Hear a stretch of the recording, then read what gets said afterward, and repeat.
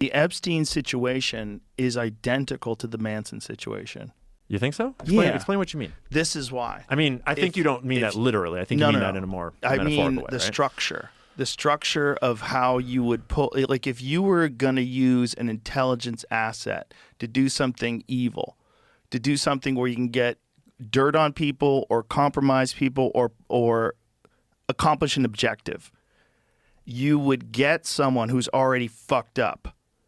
Oh, 100%. And then you get that fucked up person and you help them, run this cult, or you help them get girls. But you intentionally keep them separate. You're not hiring them. They don't work for you. Right. They're a private entity. It's like layers of obfuscation. Like if he wasn't personally a pervert, it wouldn't work. Oh, not a chance. No. Like think about, like the guy gets arrested for having sex with underage girls or getting them to do happy endings or wherever he did. So he gets arrested, and then the real weird thing is that he just gets out and gets like house arrest. Yep.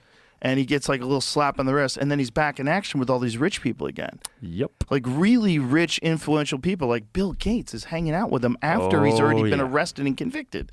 Like that's bananas. Yep. But to your point about them, but he's got to already be fucked up. He can't be 100%. like a straight edge, regular guy with a family and children that is just evil.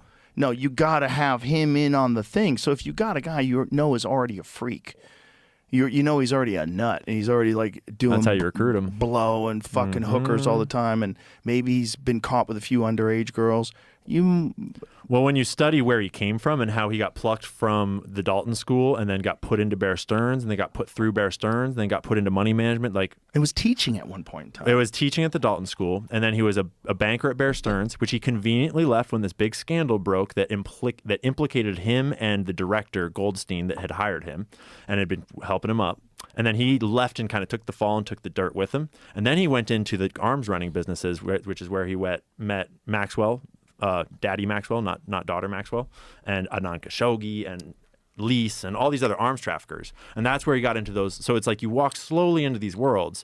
And as they're doing that, I'm imagining they're taking tabs on of like, what kind of guy is this and what's he into? And he's working with arms traffickers. And some of those arms traffickers were famous for blackmail. Like Anand Khashoggi, he was famous for having his yacht filled up with cameras and given his arms deals everything they could ever want while he's selling weapons to them, and he's got his whole yacht wired up with cameras. Trump later bought that yacht, which is super interesting. Whoa. Do you know about that?